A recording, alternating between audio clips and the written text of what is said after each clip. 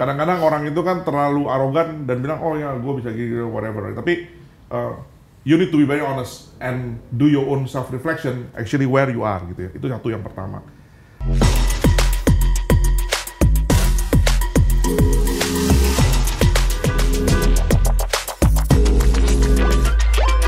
Halo semuanya, selamat datang di Legacy Network. Dan pada kesempatan kali ini, pada episode pertama kita kedatangan salah satu tokoh, yaitu Joni Widodo sebagai CEO of OLX Group Indonesia. Halo. Halo Kak. Halo. Terima kasih banget udah mau menyempatkan waktunya untuk datang ke sini. Santai lah. Di weekend nih kita kebetulan syutingnya ya. Terima Iya. kasih banget udah mau menyempatkan waktunya untuk keluarga untuk datang sini gitu. Aman? Mungkin hari ini kita lebih bakal kayak ngobrol-ngobrol, nggak ada strukturnya sih sebenarnya, kayak ngalir aja tentang mungkin kayak tentang kehidupan, tentang pembelajaran-pembelajaran yang kakak pelajari, yang kakak lewati dalam hidup-hidup gitu. Sure? Ya. Mungkin saya akan mulai dulu tanya ke Kak Joni, mungkin dari edukasi dulu, mungkin SMA di mana ya dulu mulai? SMA-nya di Karunia. Jadi sepanjang dari TK sampai SMA itu memang cuma satu sekolah lah, Karunia aja. Oh, SMA sampai Karunia itu boleh tanya di Pasar Baru. Pasar Baru ya. Dan mungkin dulu ada jurusan IPS atau IPA. IPA ya? IPA. Emang dulu Kak Joni emang interested di IPA atau gimana? Nggak juga ya, karena kan memang kalau dulu itu anak-anak yang memang nilainya lebih bagus biasanya diarahkannya memang ke IPA kan. Dan kebetulan saya memang yang ya lumayan lah nilainya. Jadi diarahkan atau memang ada pengen sendiri, ada suatu goals di akhir mau misalnya cita-cita utamanya di apa gitu makanya ngambil IPA atau karena diarahkan aja? Gimana ya ngomongnya? Kalau cita-cita itu kan at different stage of your life, cita-cita itu berubah. Ya, jadi kalau waktu masih kecil ya klasik lah ditanya mau jadi apa, mau jadi dokter gitu kan. Unfortunately begitu lulus SMA biologinya merah. Ya, kan? Jadi ya IPA itu kayak by default aja sih waktu itu sih. Oh, ada kayak momen yang striking moment yang kayak bilangin Kak Joni kayak, oh iya saya mau kayak gini di future. Maksudnya mau gini-gini maksudnya gimana? Kayak momen yang give direction di. Nggak juga ya. Kalau saya tuh gini ya, mungkin I'm not the kind of person yang begitu ketemu gini langsung ya gitu kayak ada aha moment dan suddenly like wah aha gitu kan like ya. It's not like that. Gitu. Oh, so Tapi, it's like a series of like moments that leads to yeah, kayak. so okay, let me explain. Right? Yeah. So jadi in principle itu the way I lead my life, I will always have somebody yang jadi mentor. Jadi mentor itu mungkin dia sadar dia mentor saya atau dia nggak sadar atau dia jadi role model whatever it is. Tapi I always look up to somebody at every stage of my life gitu. Jadi misalnya when I was in the high school gitu ya, terus because I was really good in chemistry di kimia gitu kan. I was part of the team Olimpiade kimia. Okay. Jadi who is my role model? At that time ya my role model itu dosennya kimia itu yang ngajar SMA gitu kan. Kebetulan dia dosen di Fakultas UI juga waktu itu. Nah terus begitu kita masuk kuliah gitu kan ya, I'm jumping a little bit here, tapi sama gitu. Terus siapa yang jadi role model? Waktu itu at that time there was somebody yang di industri. Dia jadi profesor, and I look at him as my role model. Nah, begitu kerja, then another role model gitu. Jadi is inilah modelnya seperti itu. Jadi menurut kakak, nggak tahu kalau aku simpulin ya, kakak setuju nggak kalau misalnya penempatan role model itu penting? Kayak misalnya kita dalam stage, misalnya SMA nih, kita mesti punya role model dulu biar bisa kita ada jalurnya nih gitu. I guess different people itu menulis hidupnya masing-masing. Okay. Jadi at the end of the day, what works for me may not work for others. Yes. Itu satu. Betul. Nah, jadi kalau di prinsip saya, that's how I lead my life. Okay. Yaitu misalnya pada saat again if continuing that story, in my first job waktu itu saya ngelihat siapa yang jadi role model saya. I was in Singapore at that time. Jadi ada satu manajer saya who became a director before he was 40. Dan immediately my mind langsung bilang, oh my role model adalah dia dan saya mau bisa jadi direktur sebelum umur 40 gitu kan. Nah terus pertanyaan berikutnya, because that's only the first layer right of the onion right. Nah, terus berikutnya adalah, kalau mau ke sana gimana caranya, the how. Gitu kan. Nah begitu kita bilang the how, yang jadi pertanyaan berikutnya adalah, okay, you need to do your reflection. Hari ini you ada di mana, dia ada di mana. You need to be very honest on gap kita ada di mana, kita berdiri baseline-nya di mana, ini di mana, dan kita sadar, oh, when we walk through our life, kita memang mau mengejar gap-gap tadi. Gitu, gitu sih. Kan kita bertiga masih SMA nih. Kalau kakak waktu itu pas Great SMA. time by the way SMA, but yeah, anyway. So. Saat kakak SMA, role model kakak itu siapa? Okay, so at that time, I'm very very close with my mom. Jadi apa ya?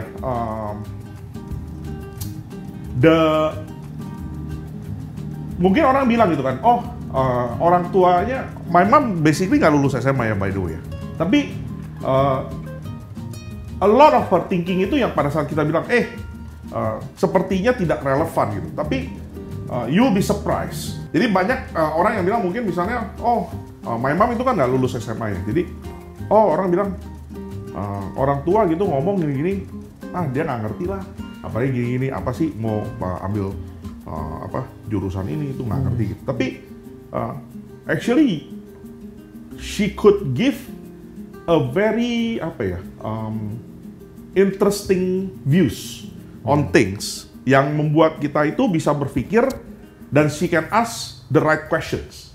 Kenapa? Karena she has gone through different stages dari hidupnya gitu. Jadi that helps me actually on making a lot of decisions sih.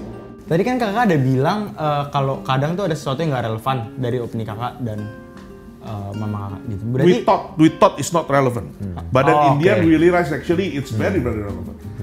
Selalu kan kita kan bilang gitu kan, biasanya on hindsight we realize that, that's actually makes sense.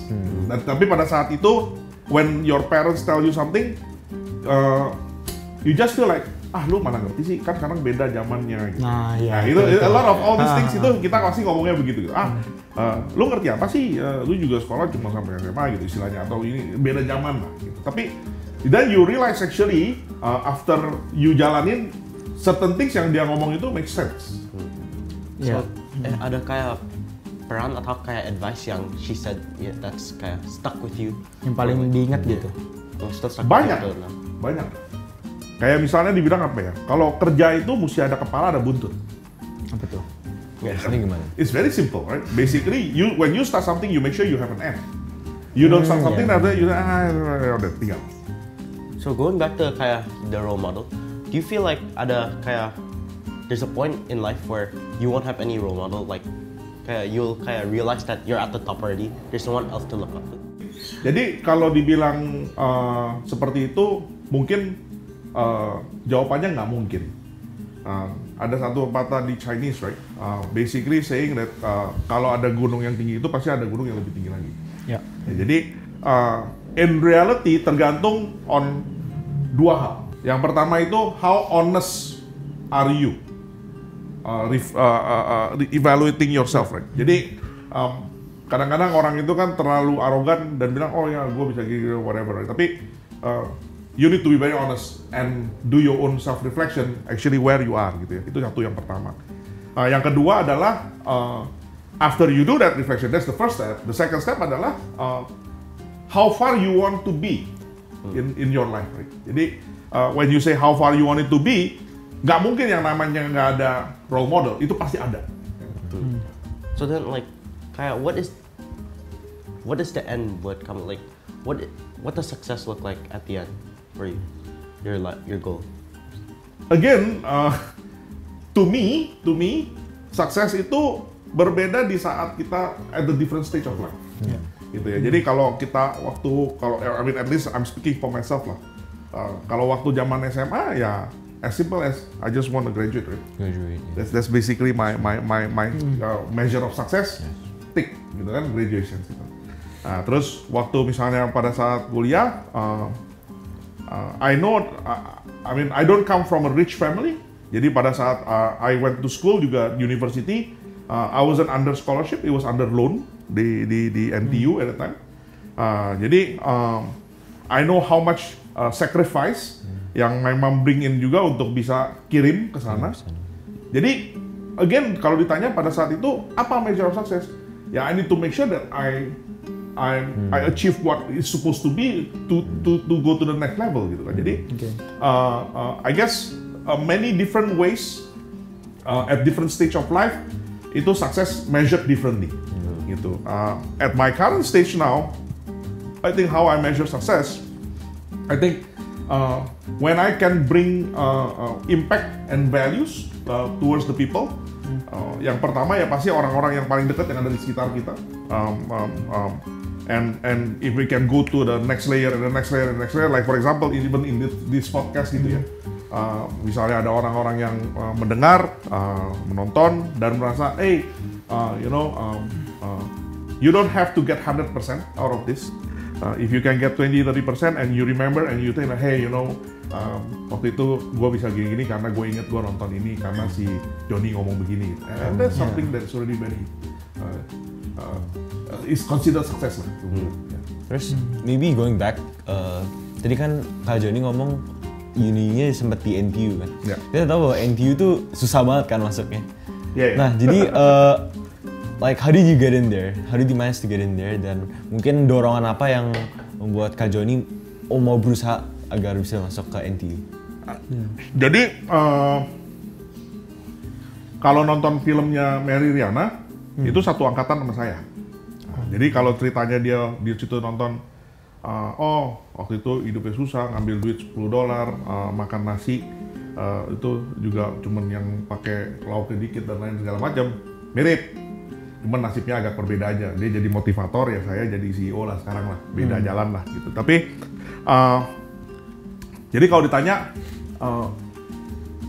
pada tahun itu pertama kalinya NTU itu ngebuka pintu untuk non-scholars. Jadi sebetulnya Singapore government is toying with the ideas of expanding the intake dari negara tetangga.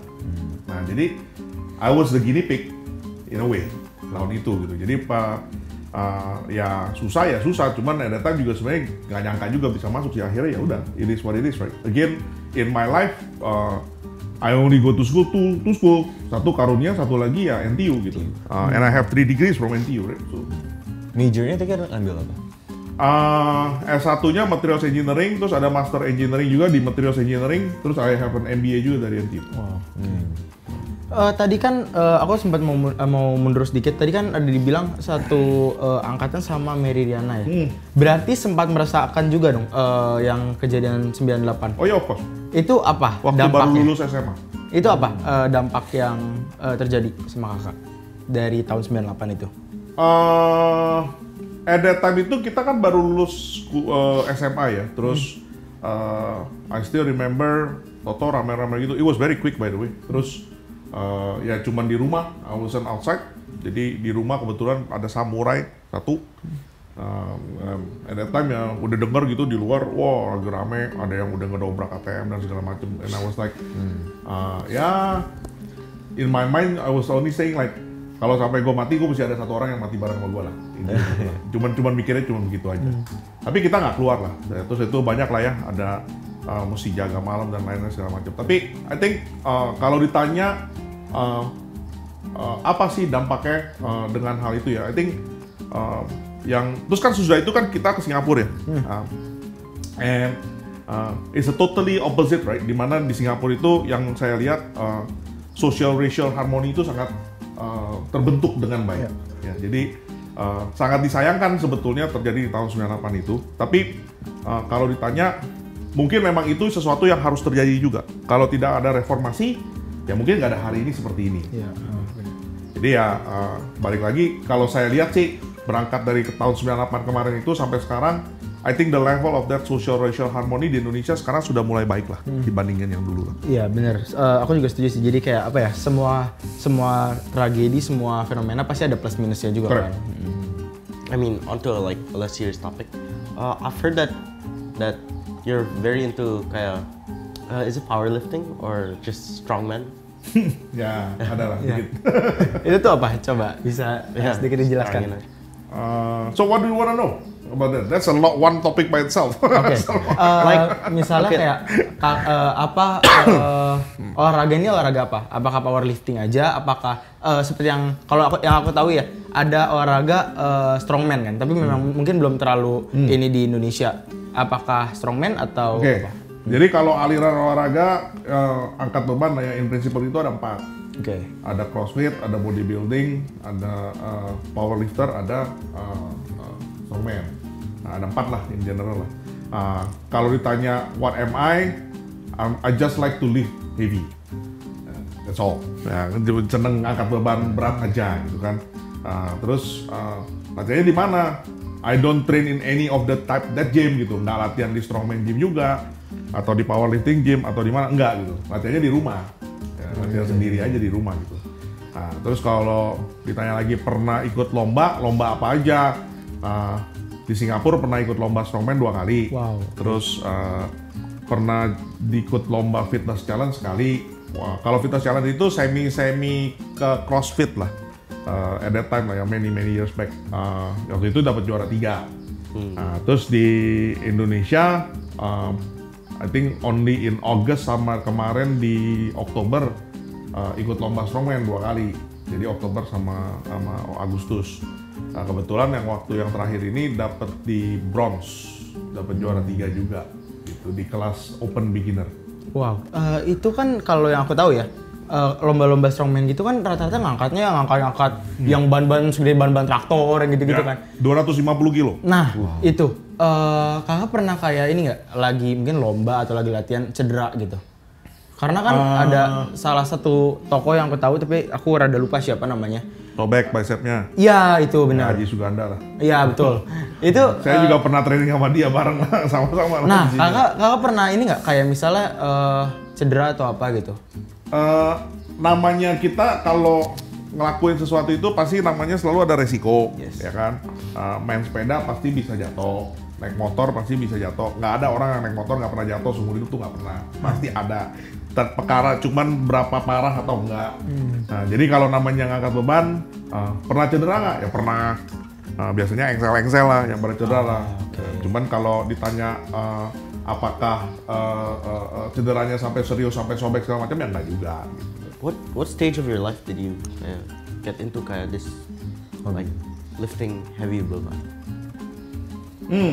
Jadi again ini kan menarik ya. Jadi 2005 itu my mom had a stroke when she was in US. At that time I tell myself, oh I don't want to be like this. She was only 46 at that time, right? Jadi gue bilang gue nggak mau lah kayak gini lah. So that triggers me to experiment with my body. Nah jadi at that time itu berat badan turun dari 96 sampai ke 68. Ukuran celana aja dari 38 sampai ke 30. Gitu. Turun. Terus dan I work out and all that lah ya, banyak mau makan semua apa rubah gitu. Tapi and a lot of experiment happening gitu. Jadi akhirnya disitulah mulai pertama kali kenal sama yang namanya angkat beban. Nah, tapi di bidang serius ya you just do it on your own aja gitu. Terus waktu itu kan masih di US. Terus akhirnya balik ke Singapura. Terus latihannya itu di ini kayak gym-gym yang di kayak local government gym gitulah, yang murah lah, yang sekali masuk cuma $2 akhirnya kan. Terus latihannya sering bareng sama personal trainer di sana. PT. Jadi akhirnya terus mereka suka kayak sembari training bareng ngajarin. Terus akhirnya ya on off sih. Balik lagi kan waktu kerja juga sibuk ya nggak bisa. Terus waktu itu sempat ngambil part time sekolah juga nggak bisa gitu. Tapi mulai bener-bener serius ngangkat lagi itu baru tahun lalu. So on last year on my very birthday, I bought my home gym. Wow, oke. Luar biasa. Aku sebenarnya mau sedikit keluar dari tentang hobi gym ini. Aku penasaran kan setiap orang pasti punya stage terendahnya kan, fase terendahnya. Aku mau nanya kalau untuk kakak sendiri fase terendahnya itu saat apa dan kapan? Banyak. Paling rendah, bener-bener sampai banyak, mungkin kayak ngerasa mau nyerah gitu. Banyak, sering. Jadi berkali-kali. Sering. Hidup pasti begitu, banyak gitu. Misalnya waktu itu. Yang pertama mungkin misalnya waktu mau ngambil MBA, terus pertama udah belajar sendiri nih GMAT, udah pede, wah kayaknya bisa lah, gini lah semua. Terus coba-coba tes scoring sendiri bagus, begitu ujian sendiri gugup, hancur nilainya. Padahal udah ada temporary acceptance waktu itu kan dari MTU sama NUS sama SMU, tapi hancur banget. GMAT-nya itu sampai pas begitu selesai tes sampai saya masih ingat tuh waktu itu di Orchard ya, itu kan begitu keluar dari mallnya tuh ada tangga gitu ke bawah gitu. Itu kelar duduk di tangga itu ada kali sejam kali bengong gitu. What the hell, why like this gitu kan, kok begini gitu kan, kayak bener-bener kayak kena sambar petir gitu kan, like it's because at that time as a context I was a hardcore engineer kan, jadi in my first job itu I was R&D engineers, I was part of the team yang bikin chipnya Microsoft Xbox 360 first generation game console ya. Paten juga banyak, I have 35 patents. Jadi at that time tuh this is like my tickets right untuk bisa come out dari engineering field masuk ke commercials gitu. Jadi begitu berantakan, wah mikir kan, wah gimana gini. Ya tapi ya you pick it up and then you slowly coming out naik lagi from your life, right? Terus apalagi misalnya almost 2 years ago 2020 ya 2020. Kenapa tuh? 2021.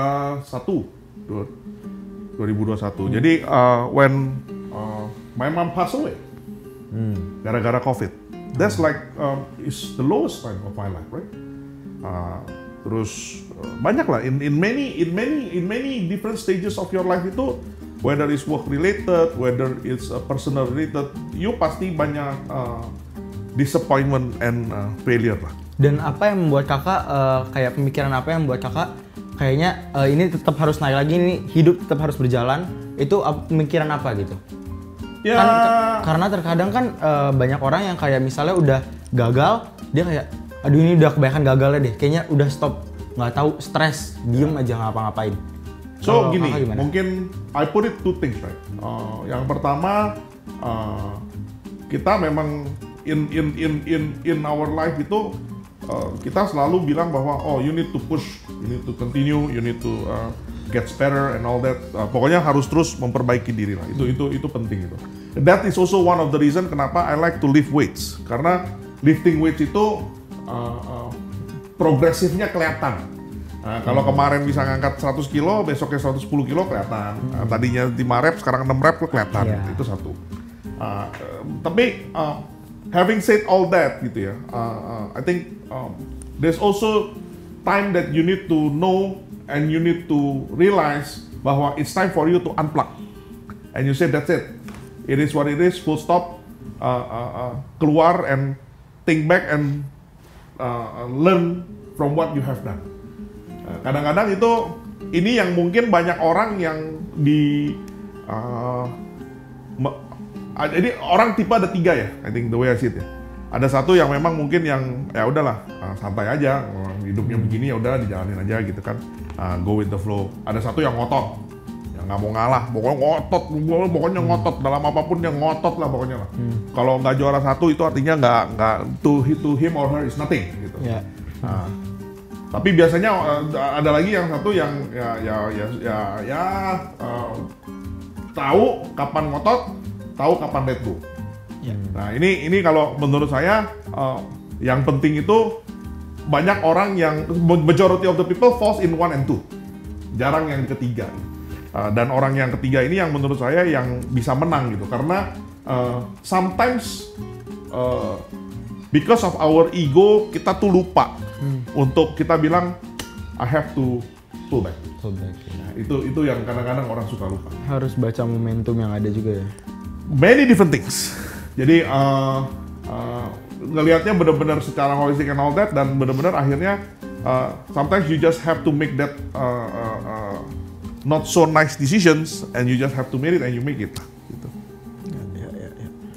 Talking about kayak ego, like when you go up the ladder, obviously kayak ada kayak sense of accomplishment yang you feel. How do you like keep your ego in check? So, nah ini jadi dua kalau menurut saya ya, dua. Satu yang tadi saya bilang bahwa you will always look at ada orang yang lebih jago dari kita lah, itu satu.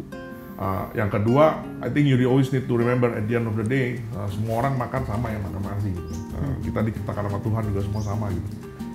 Hari ini lu bisa di sini, bisa aja besok lu jadi yang lain gitu. Contoh kayak, you've seen a lot of cases, right? Kemarin yang the FTX guy, he's like the Forbes, whatever, you know, the richest man, mau kasih suddenly just overnight, just like that. Jadi, does that happen once? Nggak, banyak. I think you have seen a lot of all these people yang ini.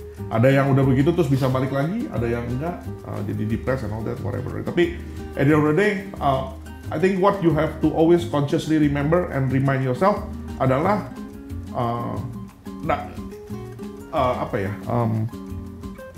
you get to where you are juga, it's not only you. Ada banyak faktor lain. Entah itu dari keluarga, entah itu dari tim, entah itu dari yang di atas. Jadi banyak itu semua faktor itu yang membuat satu ramuan di mana so that you can continuously stepping up slowly gitu. Do you think kayak over the varying level of kayak success dan stages di hidupan kamu, do you think you've changed a lot, like in a bad way or anything, or in a good way? You changed a lot in a bad or good way? Pasti ya, karena it's part of, ini kan bagian dari proses pendewasaan juga ya. Jadi kalau tadi saya cerita gitu ya, tadi kan saya bilang ada tipe tiga orang. I used to be number 2. Dulu tuh I was the number 2 gitu, yang ngotot, apapun ngotot gitu, nggak peduli lah mau apa ngotot gitu. Tapi as you go through your life, ada sequences in your life yang mengajarkan kita itu bahwa kadang-kadang kita harus ikhlas, kadang-kadang kita harus berdamai dengan keadaan. Because certain things itu kita nggak bisa selalu dapat dan selalu menang. Nah itu meskipun lu mau sengotot apapun ya, nggak selalu lu pasti dapat. Ya itu that's the reality of life. Actually, let me make the question lebih specific. Do you think kayak success atau fame change you, like specifically? That I don't know. Karena mungkin lebih ke orang-orang yang menilai saya ya. Tapi something yang saya tahu itu adalah kalau ketemu sama temen SMA ya ngobrol ya sama aja gitu. It's not that as if like I became a very different person juga gitu. Kita masih ngobrol nyambung and I keep in touch with some of the folks. But again, can we be friends with everyone and keep in touch with everyone juga? Nggak mungkin juga gitu. At the end of the day ya, as you grow up and you grow old, you have certain characters. Jadi orang bisa kasih kita feedback, orang bisa bilang, John, lu tuh bagus gini, lu mesti kurang ini, lu mesti begini, mesti begitu. Tapi I think at your stage gitu ya, mungkin many things you akan bilang, oh ya karena gue mau begini, oke gue akan rubah. Yes, you need to adapt with the environment. Tapi not necessarily you have to change yourself to be in to conform. Karena you will probably miss juga gitu the whole essence of yourself. Aku mau nanya lagi deh, pernah nggak kakak kayak di satu stage of life yang kayak kakak tuh ngerasa kakak udah di peak dan kakak lupa gitu sama yang lain, tapi udah itu baru kakak sadar kayaknya ini salah deh, udah itu baru balik lagi ke jalur itu, pernah nggak? Mungkin lupa enggak, tapi ngerasa bahwa I don't know what else that I should do after this, itu pernah. Jadi berasa jalan and then start to question myself like, okay, then what's next for Johnny actually? Itu pernah. Tapi kalau sampai bilang, oh jadi lupa gini, again I think that's more people that look at me rather than I realize myself. Tapi as far as I know sih enggak sih. Mungkin untuk the future, menurut Kak Joni ini fields apa yang bakal sangat penting, terutama di Indonesia, menurut Kakak? Jadi gini ya, kalau you probably have heard a lot of this before juga ya. Tapi kalau zaman dulu itu kan orang lulus kerja, lulus kuliah terus bilang, oh lu mau kerja apa? Mungkin mereka akan bilang, oh gue mau jadi MT-nya Toyota, Astra, whatever gitu ya. Atau misalnya mau jadi konsultan atau mau jadi investment banker and all that gitu. And then the whole thing start to shift. Mereka pada bilang, oh gue mau join all the startup yang gede-gede lah, Grab, Goto and all that. And I think now it start to shift again. That I want to run my own businesses. It's cool to be a founder, gitu kan, bangun jadi CEO sendiri dan all that ya. Jadi kalau ditanya dengan pemikiran seperti tadi ya. Jadi kalau ditanya, so what do you think will be the field and all that ya? Sejujurnya kalau menurut saya mungkin banyak skill set yang dulu itu dibutuhkan sampai sekarang masih dibutuhkan. Contoh misalnya if you are an accountant ya today you are an accountant. Accounting masih dibutuhkan ya butuh. Tapi dulu misalnya tidak ada yang namanya kerjaan product manager. Tapi sekarang ada. Tidak ada yang namanya dulu data scientist, infrastructure engineering gitu. Itu nggak ada. Sekarang ada. What will be the next one? Mungkin nanti the next one ada, I don't know, right? Maybe a metaverse designer. I don't know. It could be, right? Tapi aside from whatever skill sets and all that, I think yang lebih penting rather than the field, kalau menurut saya itu adalah the skill set and how you adapt with the environment. Jadi satu, be aware of who you are, what are you good at, and be honest dengan apa yang kita nggak bagus. Yang kedua, kenapa saya bilang gitu? Sorry, so let me just elaborate a little bit. Right? Karena kadang ada orang yang because the person is so talented, dia cuma perlu belajar sebentar dan dia sudah bisa. Tapi you mungkin mesti belajar 1000 jam untuk bisa 70%-nya dia. Will you be the 100%? Mungkin nggak bisa juga. Karena because you are just simply not talented. Gitu. So, simply kayak saya, misalnya contohnya apa? Suruh bermain olahraga yang bersifat keseimbangan nggak bisa. Misalnya suruh main sepatu roda lah, skateboard lagi, wah nggak bisa. Because I'm just not talented. Gitu. Suruh main alat musik nggak bisa. Ya memang I'm not talented aja. It is what it is, right? Jadi that's the first one that you need to be aware about that. Yang kedua ya, once you are aware about that ya, you need to strive to learn. Yang tadi saya bilang kan, role modelnya mau di mana, gitu. And you need to strive to learn, going towards that direction. Yang terakhir ya, menurut saya ya, don't give up, right? Tapi balik lagi, at some point, I'm not saying that you should give up. Maybe you should pause and see and say like, oh, mungkin ini waktunya saya unplug atau should I continue? Gitu. Karena dalam hidup juga pasti ada naik turunnya kan. Pasti. So like what I'm hearing is, so what we have to do is have a lot of evaluation. Pasti. Jadi ingat dalam hidup ini kita itu constantly evaluated. I mean, when you met somebody for the first time, you like it or not, orang itu akan mengevaluasi kita. There's some level of judging. Dari mana? Judgingnya itu bisa dari berbagai hal. Dari cara berpakaian, cara berbicara, mungkin orang itu bawa branded bags, branded watches, whatever, I don't know. Tapi there's some level of judging yang terjadi, gitu ya. Jadi atau pada saat kita bekerja sama, atau waktu kamu lagi sekolah pun juga, when you speak with your teacher, ada some level of evaluation juga selalu, bukan cuma pas lagi ujian doang kan. It's the same, no?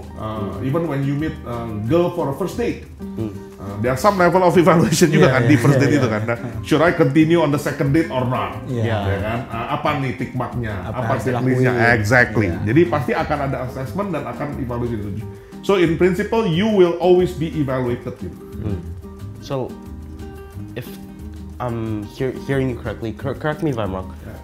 Essentially, it's like before letting kayak orang lain judge you atau evaluate you, you should be the first one to always evaluate yourself first before letting them get to you essentially. Sometimes gini jadi